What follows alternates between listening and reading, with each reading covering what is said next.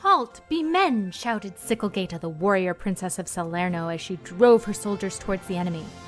Or at least, that's what she might have said. Learn more about Sichelgaita today on Footnoting History.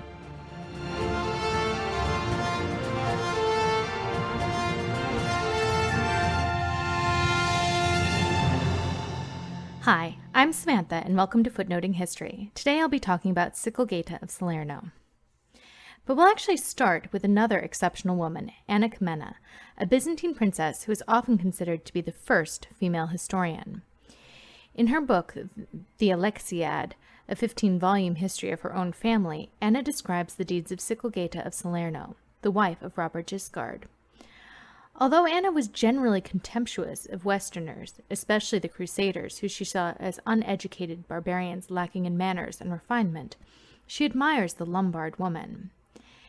Anna mentions Sichelgaita 4 times. The first time she appears, Sichelgaita attempts to dissuade her husband from an unwise war against Byzantium.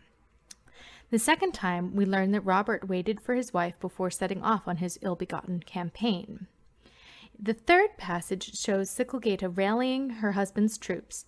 This passage is where we learn the most about the Lombard woman, so I think it's worth recounting the passage in its entirety.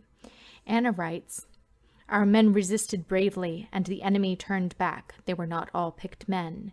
They threw themselves into the sea up to their necks, and when they were near the Roman and Venetian ships, begged for their lives, but nobody rescued them. There is a story about Robert's wife Gaeta, who used to accompany him on campaign like another Pallas, if not a second Athena.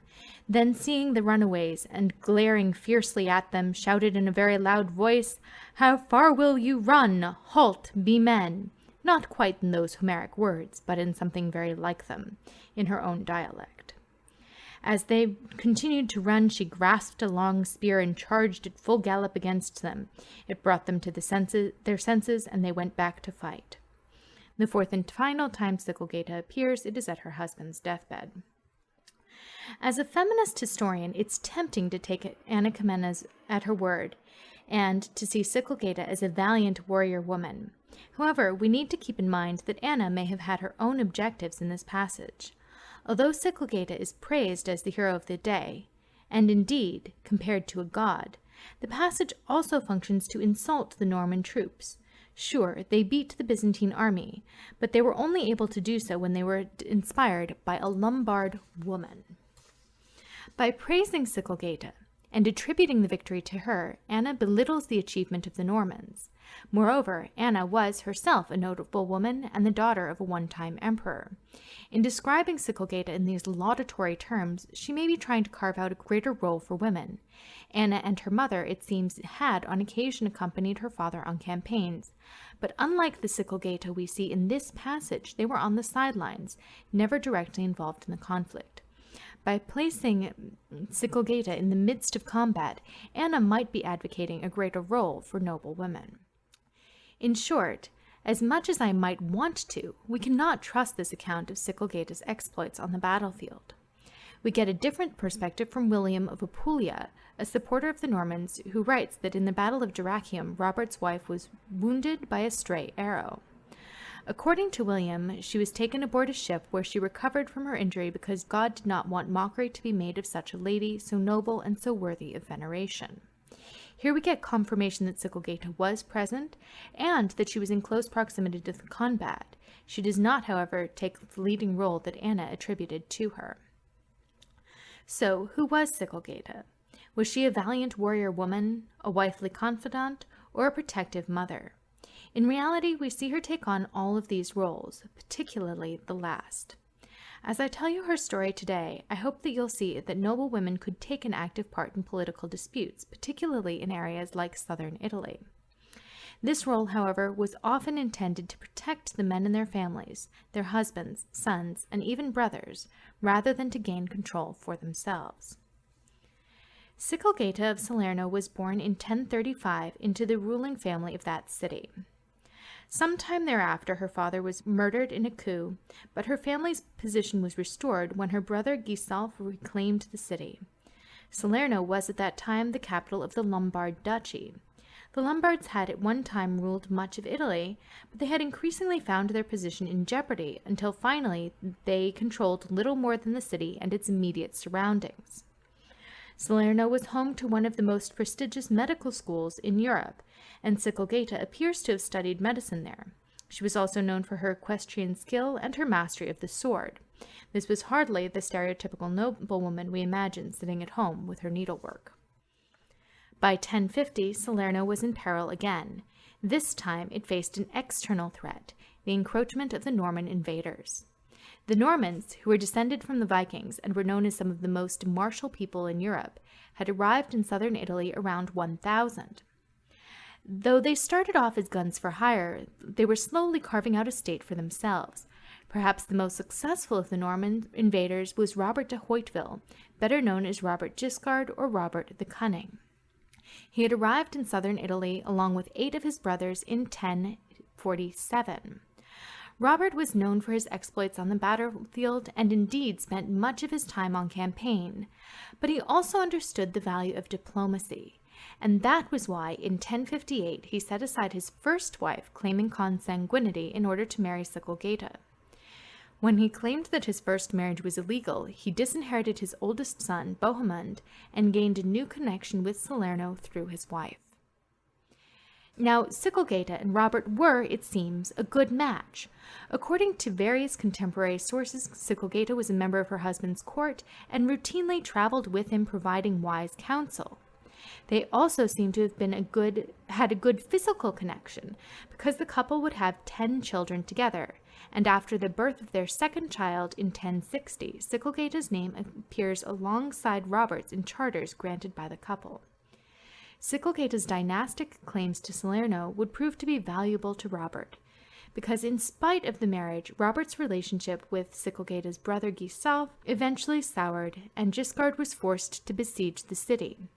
In 1076, he cast out his brother-in-law, though at his wife's bequest, he spared his foe's life and allowed him to live in exile in Rome. Thereafter, Robert took control of the city, and Sichelgaita's dynastic claims added credibility to his rule. In documents originating after 1076, Sichelgaita is consistently referred to as dux rather than duchessa. Now, this is interesting because dux is a masculine pronoun, but it could also be used as a gender-neutral title, and it was not uncommon for it to be applied to female rulers when they were in command rather than merely their husband's consort. Thus, the use of the title dux suggests that Sichelgaita was seen as the lord of Salerno. She may have ruled alongside her husband, but she did so as an equal, not merely as his spouse.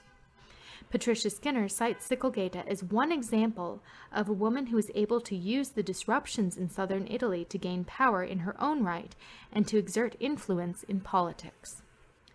According to Valerie Eads, however, Sichelgaita's primary goal was not her own power. Instead, she sought to ensure that her oldest son, Roger, would inherit all of his father's lands. Contemporaries seem to have recognized this as her goal as well, and the chronicler Oderic Vitalis accused her of attempting to poison Bohemund, Robert's oldest son by his first marriage, in 1085. There's no real evidence that Sichelgaita ever tried to poison Bohemund. In fact, it's actually a common literary trope for women to poison men, but she does seem to have worked hard to ensure her son's succession. In a lot of ways, Roger was at a disadvantage. Although he was the legitimate heir, Roger was younger than his half-brother and did not have his military aptitude. While Bohemund accompanied his father on campaign, Roger was left in Salerno. As an heir to the traditional ruling family, Roger's presence in Salerno may have helped to ensure the family's control of that city, but it did little to protect his right to the rest of his father's dominions. It's entirely possible that Sichelgaita insisted on accompanying her husband into the battlefield in order to protect her son's inheritance and to limit Bohemund's influence. After Robert died, a death in which some also believed Sichelgaita to be complicit, she continues to appear as dux in contemporary records and did not relinquish her power to her son until she had reached an agreement with Bohemund which would ensure Roger's rule. Once her son was secure, Sichelgaita retired to the Abbey of Monte Cassino, where she remained for the rest of her days. And here I really do mean the rest of her days, because she was buried there and remains there to this day. This final phase of her life reveals how little we really know about this woman. We remember her as a warrior. Whether or not she rallied her husband's troops at Dyrrachium, she was certainly closer to combat than many women of her times, and although I didn't get the chance to talk about it, we know of at least one instance in which she was left in command of the siege while her husband went on to another battle. We can also see her as the fertile wife who accompanied her husband and gave him many children. She was certainly a devout mother and eager to defend her son's rights and to ensure the survival of her dynasty. But her retirement suggests that she was more than that too. In the end, she was able to step down even though her son was not a particularly competent ruler. Her adoption of religious vocation at the end of her life reveals her as a devout individual. She's often credited with endorsing or even manufacturing Robert's relationship with the papacy. But in the end, Sichelgaita's efforts to protect her son's interests were to little avail. Although her son went on to rule, it was ultimately Robert's brother, also named Roger, who would inherit Robert's territories. It was his son who became Roger II and who founded the Kingdom of Sicily, which would last in one form or another until 1860. This has been Footnoting History. If you like the podcast, be sure to visit our website, footnotinghistory.com, where you can find links to further reading suggestions related to this week's episode, as well as a calendar of upcoming podcasts. You can also like us on Facebook, and follow us on Twitter at History Footnote. Until next time, remember, the best stories are always in the footnotes. See you next week!